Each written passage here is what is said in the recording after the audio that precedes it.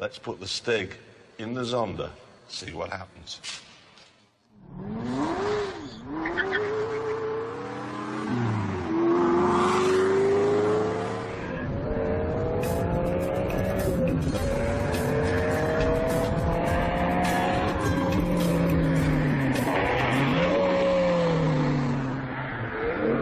He's coming into the first corner here. How's it looking through there? Oh, it's looking a bit wobbly, but is he still on the track? Yes, he is. Now he's got to get it right the way back across the other side to get it. This is the hard one. This is what, yes, look at that. He's really having to fight that car. Even I found it difficult through there. Now he's coming up really, really hard and fast. He's hard on the brakes here, 110 metres, that's 150 miles an hour, all the way down into second gear. He's actually going to have to use first in his car. How much is the understeer through the hammerhead corner? God, he's actually managed to got some oversteer there. Good Stig. Well done, Stig. It really is quite a drive, this one. Right, follow through. Let's listen. No, didn't dab on the brakes there. He's gone through the follow-through without following through. Fighting, God, he's fighting the wheel up through there. A little bit on the brake there, we can see. On the power, oh, that really is wet out there for this one. Now there's a dry bit here, something that's still wet. Look, bit damp, brake hard. And he's into Bacharach Bend. Braking again now for Carpenter's Corner. Oh, lurid tail slide, but he's still kept the power on, and he's done it. Should apologise for the easy-listening soundtrack going on there. It's the Stig. It likes to listen to the sounds of the lounge as it goes round. We've no idea why. Perhaps it calms it down. Anyway. Grim, but no need to apologise for that time. 1 minute 23, that's what, 6 seconds off the Lambo's time. That's incredible. The incredible thing is, it must have made it up in the straights all that time, because I know I drove both cars. The Lambo's faster through the corners. That's where it has the power. 1 minute 23. I honestly can't see that being beaten throughout the entire series. I think we've peaked. Neither can I. Right. There is a story going round that says if a car goes fast enough past a speed camera, when the second flash goes off, and it needs that to verify the speed, the car won't be there. It's going so fast, it will have left the shot entirely. So in the name of scientific endeavour, and under controlled circumstances, we had a go so that you don't have to. We've got together everything we need to do this. A piece of track, straight, obviously. We've got a speed camera. Oh, and a really fast car. And the Stig to drive it.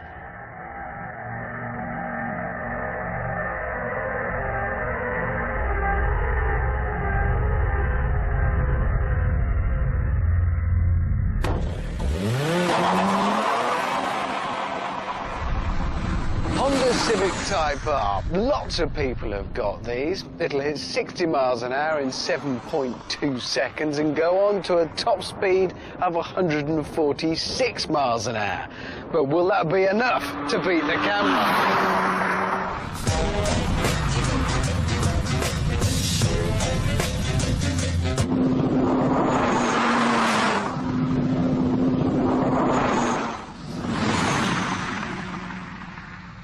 So how fast was that? Well, I've got the pictures back. It was 129 miles an hour. And here's the results of the first flash. Yep. There's a Honda Civic doing 129 miles an hour. Plainly in shot. Then the second photograph, it's still there. So 129 isn't fast enough. That won't do it. But we didn't give up. We had another go, and we'll do that later on. Good.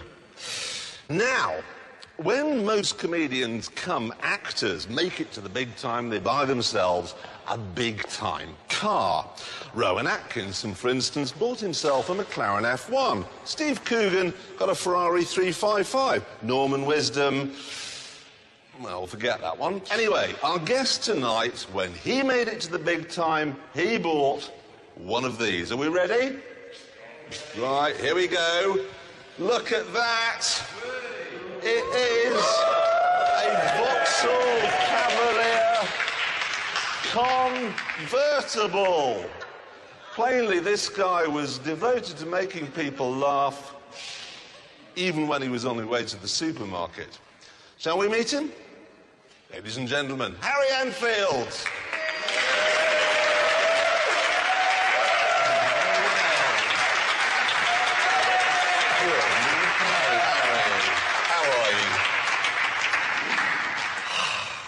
What in God's name possessed you to buy one of those? It's an absolutely lovely car, very reliable motor, the Cavalier. But I did feel like a bit of a, you know, because I'd sort of become slightly famous, and you find yourself, it's the only convertible I've had go up to the lights in the middle of London, because I've always lived in London, and you're sort of in the lights, and you've got the roof down, and there are people crossing the road in front of you, and they look in, they see it's you. You, ain't that? Oh, loads of money. And you're just stuck there because the light's red. No, look. Here, there's a magazine, the convertible correspondence for the Vauxhall Cavalier Convertible Owners Club. Great. I know you appeared in this, and this is my favourite bit, under famous owners. An occasional feature. They haven't been able to find anyone since who's got one, and you said it was better than a BMW. Did I? Yeah. Well, I think it is. It's better than a BMW. What fine hair. Yes. Which bit of it did you think was better than a BMW? Then? Well, I thought the price was better than a BMW. Fair point. Probably. Interestingly, when you decided that it was time to part with the Vauxhall Cavalier convertible, you were getting even more famous at the time. You went backwards and bought a Rover 200. Yes, I did. Again, what in God's name possessed you to do that? Because most work in our industry is done in Soho, and there was a shop in Soho that sold Rovers. So I went in there and bought the Rover. Forgive me, Soho, it's close to Park Lane, on which, from memory, there's Aston Martin, Jaguar, BMW, Lexus, McLaren, and so on, and so forth. Right. You could have gone to any one of those shops, not to the Rover one, and bought a Rover 200, which was... But the Rover was in Soho, and they're about half a mile away, and, you know, then... So is this why you swapped the Rover for a Metro? Yeah, same place. When you were going around to, say, see Rowan Atkinson or whoever at the time, in your Cavalier or your Metro or your Rover, did they say, Harry... and take you on one side, maybe try to give you some advice? No, they're very... But in fact, it did actually happen once. I never talk about sort of seeing other... But I do have a abiding memory in my head of driving round to Rowan's house. It sounds very showbizy, but it's the only time it's ever happened. And Robbie Coltrane was there, and Stephen Fry and Hugh Laurie, and they all had nice cars. And I arrived in my Cavalier. And they were all outside. It was a nice day, and they were all talking about each other's cars, and they looked at me, and I looked at them, and no one ever mentioned it. Just no one ever mentioned it. There's nothing you can No one say. ever mentioned the car. None of them ever. Anyway, what have you got now? Let's. Now we've got a Mercedes estate. Yes. Very Nice. It's very small. And? It's too small. And my wife's got a Mini. Very good. Have you seen this? Yes, I want that car. It's called a Volvo. I want It's that got car. 7 seats and... Oh, there's a picture of it on the screen. That's a Volvo, because I'm not allowed to drive, because my wife likes to drive. So I have to sit in the other thing, and at the moment, I sit in our car like this with an airbag here. This one, it looks very big, I either want this or the BMW one, which we tried out. It's fantastic. No, you don't. It's great. It's I fantastic. assure you, you And don't it's the want it. ideal car You do. for my wife to drive, because she's got blonde hair and we live in Notting Hill, and that's the car that people drive. You're not just here to chat today. Aren't I? No, because earlier today, we had you doing some work. Oh, yeah. Absolutely. You see, the thing is, every week we are going to run an item called a star in a reasonably priced car. We've got the star, obviously. What we then needed was a reasonably priced car. Now, we talked to Hyundai. They said no. We talked to Nissan. They said no. We talked to Daewoo. They said no. Then we talked to Suzuki, and they said sure. Eveliana. £9,995 on the road. In fact, it's over there. There it is. And what a beauty it is. The most beautiful car I've ever seen. And what we're in the world. Absolutely. And the idea is that every week our star will take that round our test track, see how fast he or she can do it, and then we'll post that time on a board, and at the end of the series we'll be able to name Britain's fastest celebrity. Trouble is, of course, we weren't going to let you go out first of all. I had to try it with the other guys, and this is what happened.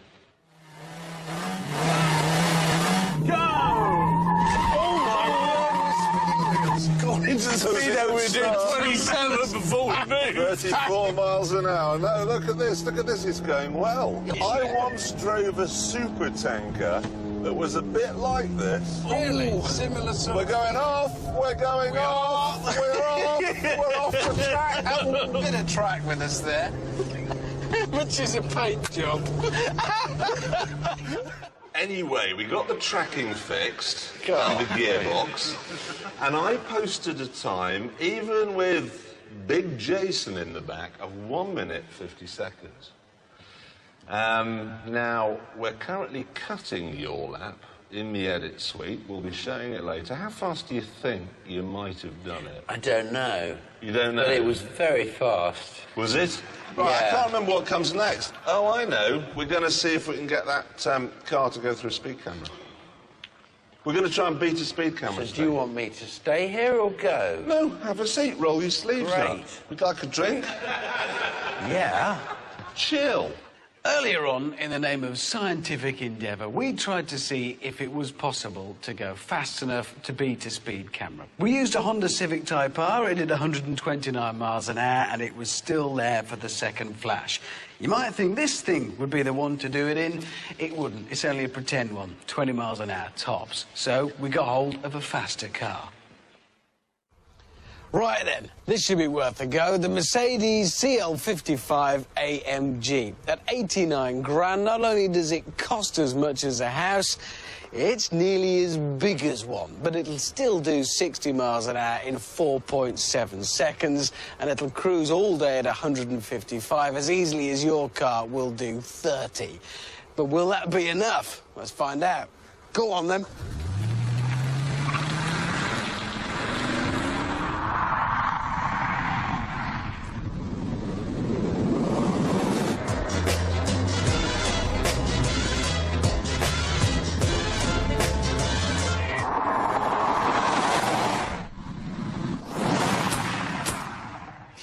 Well, we've got the pictures back, and here they are, 148 miles an hour, and, oh dear, there he is in the first one, and still there in the second one. That isn't fast enough. We're going to have to try and go even faster, and we will do that. Okay, so far in the programme, we've shown you how to save money on a family hatchback. We're trying to save you some money on speeding fines by showing you that if you speed up, you can get around them. And now we're going to give you the biggest money-saving tip of them all.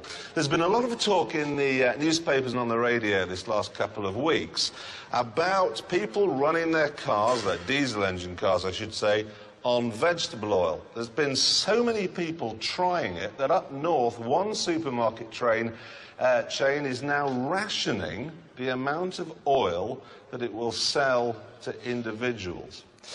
Now, the thing is that you can run a car on vegetable oil.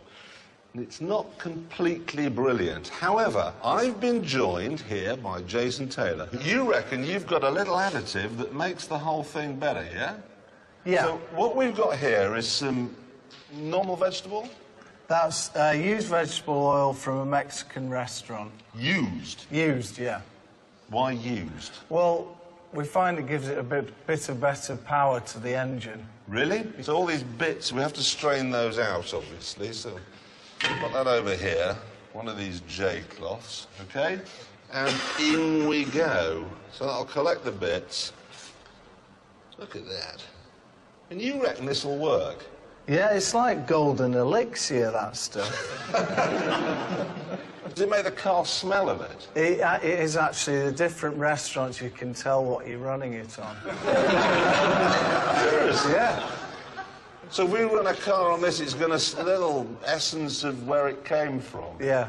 OK, that's in there like that. Fine. Now, what have you worked out you have to add to that? Right, well, just to make it a bit more runnier, you add a solvent, and for this experiment, we've got a non-kerosene-based white spirit. Okay. It has to be non-kerosene-based for tax reasons. OK, and how much do we have to put in? In a litre, in 97 millilitres of vegetable oil, put 3 millilitres of that in there. So that's about that much. OK, let's just get that, pull that over here. OK, so we add that.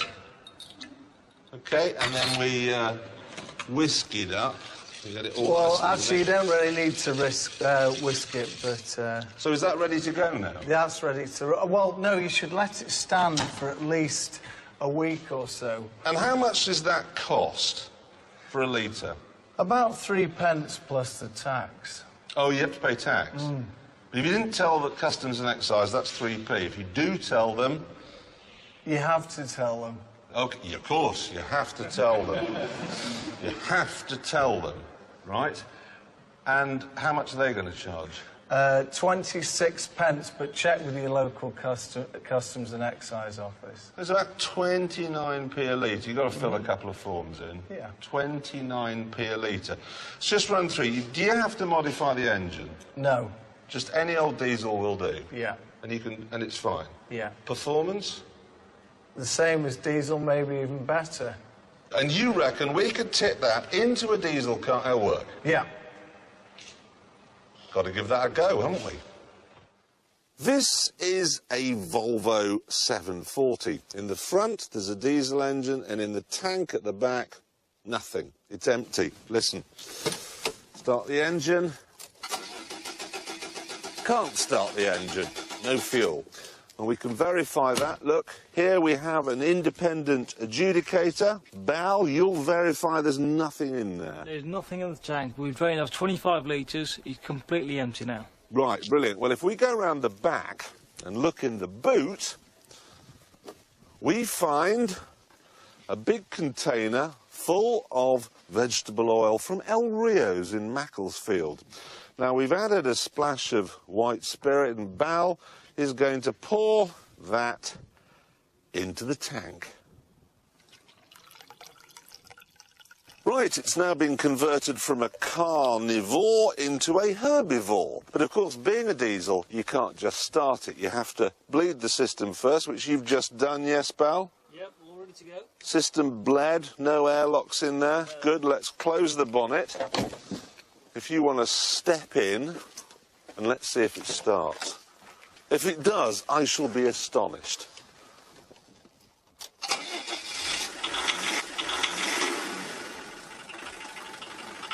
That's amazing. Go, go.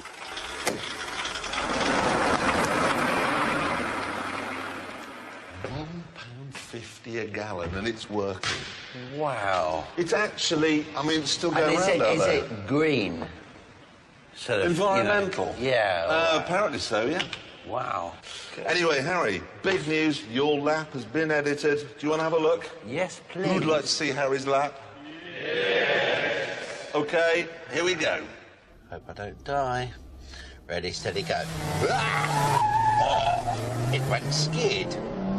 I've got at 30 miles an hour. Now I'm going at 40 miles an hour. 50 miles. Blimey. Oh yeah, that's supposed to be. Take that down. Way. And nicely controlled.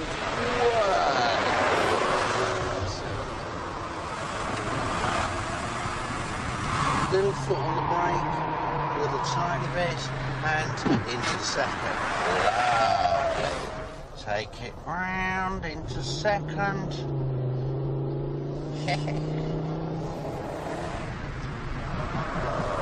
Yes, I feel some kind of braking thing happening there. Me braking the car.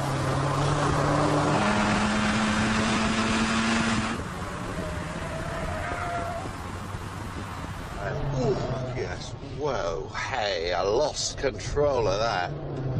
Nice, that was fun.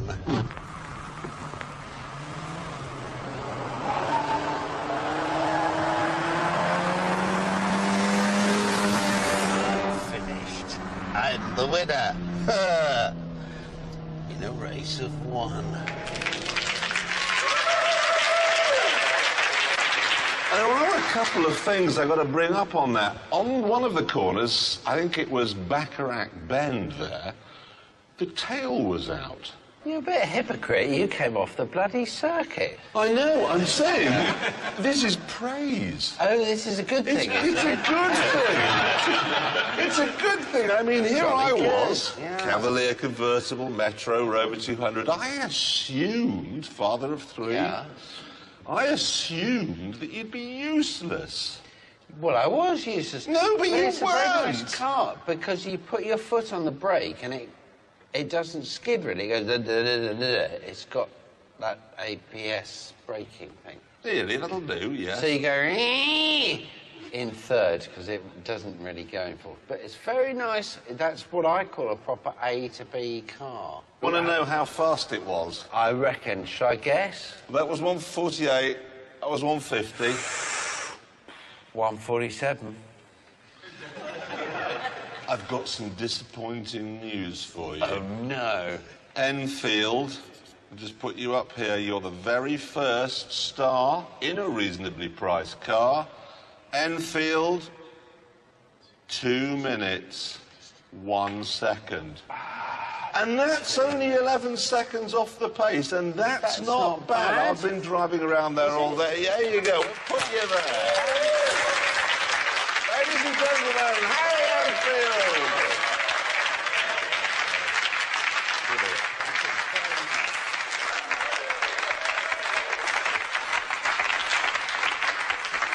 Right, time now for some insider dealing. Jason, what you got for us this week? Well, first of all, the Mini. So great news for Harry. At last, after his appalling run of bad luck with cars, he's bought one that's good news.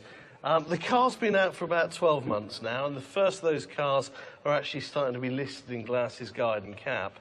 And incredibly enough, the basic model, the Mini 1, which is this one, was just on £10,000 when it was new. Today, that car, as a used car, is worth £10,500. So you could run one for a year, 10,000 miles, and sell it for more than you paid for it. And make a profit, £500. I mean, that sometimes happens with expensive cars, doesn't it? Ferraris and Porsches. Yeah, but something this cheap, I mean, it just doesn't happen. That's astonishing. Think how sick I'm feeling. Should have bought a whole dozen of them. I mean, the problem is they've just... the same thing's happening in America. They've just shipped 20,000 over there. They sold that in... Well, 15 minutes. I mean, you know, gone. ridiculous. All gone, yeah. It really has been a success. What else is there? Well, Subaru. Everybody knows the Impreza Turbo. When the car first came out, it was a great-looking car. But that's the one we remember, unfortunately, the ugly bug. Well, that's the one we've got now. That's the one we've got now. Now, that car's only been out for just under 3 years, but it's been doing so badly that Subaru realised they had to change the way the thing looked. Yeah. They've actually got a facelift coming out in February of next year. Which everybody knows about. Everybody knows about. The problem they've got is that they've got stacks of these. So they're going to do something about it. And what they're doing is they're taking £3 grand £3,000 off the price of these cars. So how much is it now? 18,995. You can buy a brand new Subaru Turbo. Seriously, they will do that. You Yeah. walk in, you just go, I want 3,000 off that. They go, certainly, sir. They've dropped it by £3,000. That's before you do any discount, any negotiation. Well, there's still That's the some... most you'll pay for one, is 18,995.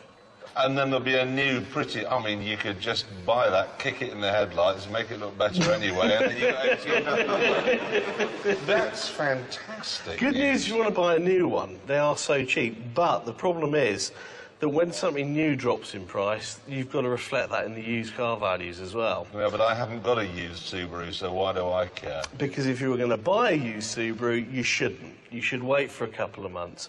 Wait for these to flood the market, and you'll save yourself another couple of grand on a used one.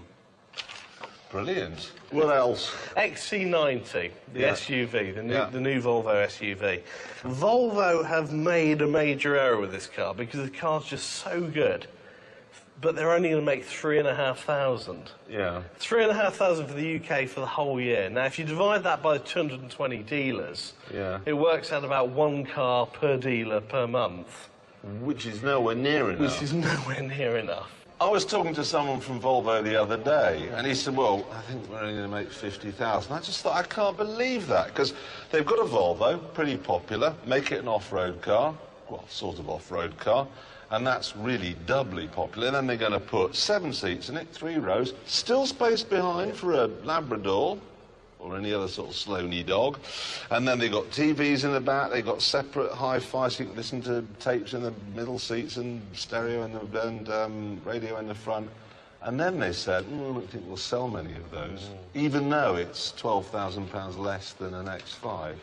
Potty. So, Harry, hang on to your Mini and buy a Volvo, and you save so much money, you can buy the Cavalier back. Mazda have made precisely 2 interesting cars in recent years. The MX-5, which is a sports car for girls and blokes who like ABBA, and the RX-7, which was good but a bit daft. So news of a new Mazda sports saloon, is hardly going to excite anyone outside of the Frimley Green Bowls Club, is it?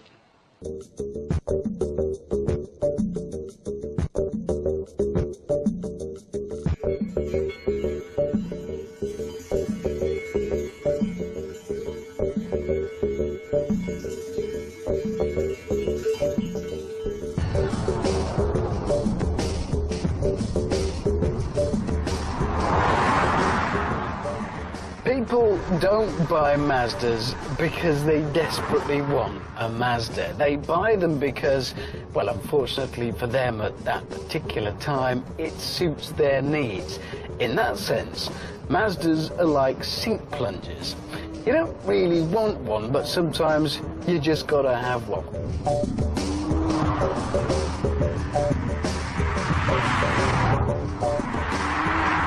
Mazdas are good cars for shy exhibitionists. You could drive one butt naked through any major town in the world, and not an eye would be batted. They're practically invisible.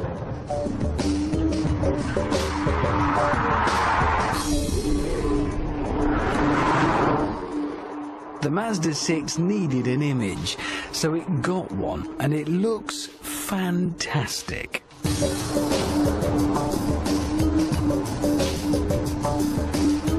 Mazda confess quite openly to leaning over the shoulders and cribbing from BMW and Volkswagen, but they haven't been stupid enough just to turn out a straight copy. Oh no. The interior doesn't look like a Japanese copy of a German design. This is a Japanese design. They've used their own ideas, and the changes are much more than merely cosmetic. They haven't messed around for this car. They haven't just tweaked the old 626 and launched it as an all-new motor. This is entirely new. So there's a whole new range of engines. This is a 2.3-litre 4-cylinder job. The figures really aren't that good.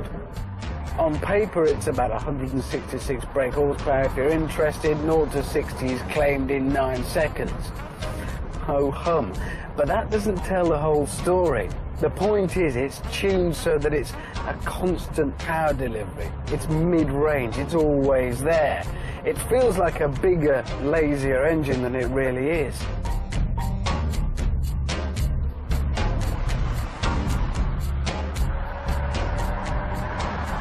And then there's the handling, which, well, where did this come from? This is a Mazda, yeah? Are we quite sure? It goes round corners really, really well. It just grips and grips. If anything, it's encouraging me to misbehave, and I particularly like that.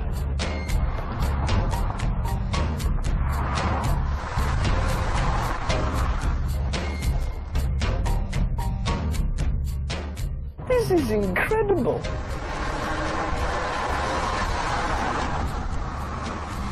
It is exciting to drive, and I was really not expecting that. It's just such a shock, like discovering somebody really grey and average like John Major is a shagmeister.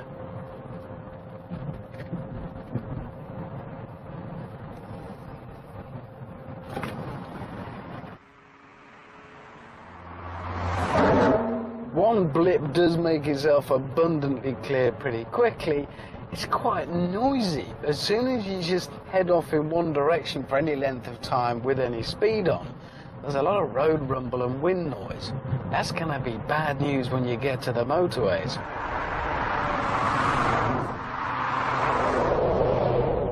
So how much will it cost? Well, the cheapest BMW 3 Series is 18,695 quid. And for that, you'll be lucky if you get the sun visor. This is the top spec MAZDA6. It's got everything on it, and it'll cost you 17,995 quid. So, will value for money cure Milton Keynes' man of his BMW addiction? Probably not. This is still a Mazda. People will think of it as a Mazda. So no matter how good it is, let's be honest, a life of luxury and excitement in the south of France does not await the MAZDA6. I'm sorry. For you, it's going to be a life of powering up and down the M5, the M4, service stations, cheap motels. But it makes me feel good that at least we've brought it out here for a final damn good thrashing. A final day out, a final fling before you begin your life of misery and servitude.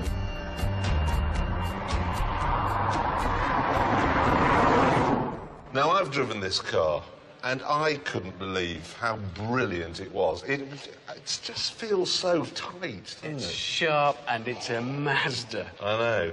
And £700 cheaper than a BMW. Another £700 saved tonight. With more power and more kit. Quite an achievement. Right, more science. Final attempt at this. We've been trying to prove, is it possible for a car to go fast enough to beat a speed camera? So far, all we've proven is it's really, really difficult. We had a racetrack, the Stig to drive the car. Really fast cars haven't done it. We're going to have one last go.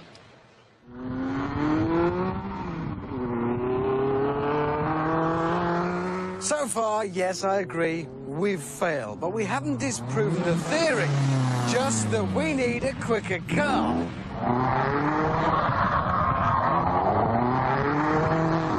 Something like this, a TVR Tuscan S. Remember, this would be a crazy thing to do if we weren't using a professional racing driver on our own test track.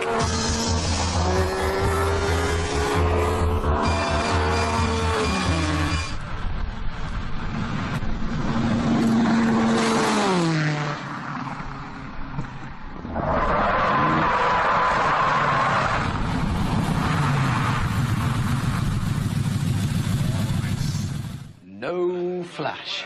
It never went off. It was going so fast, over 170 miles an hour, the camera never saw it. Seriously? So, absolutely so. We've proven it is a mug's game. You need 2 miles of track. You need a car that'll do over 170 miles an hour. But in the name of science, we did it.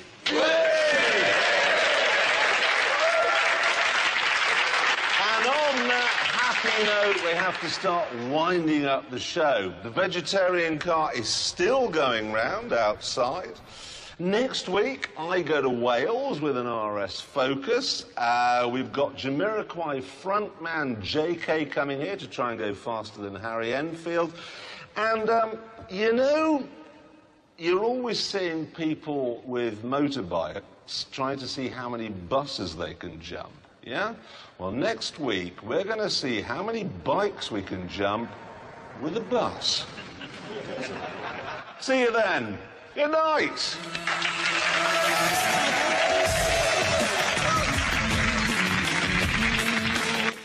Top Gear's back this Tuesday night and again next Sunday. Up next on BBC Prime, what does it mean to be human?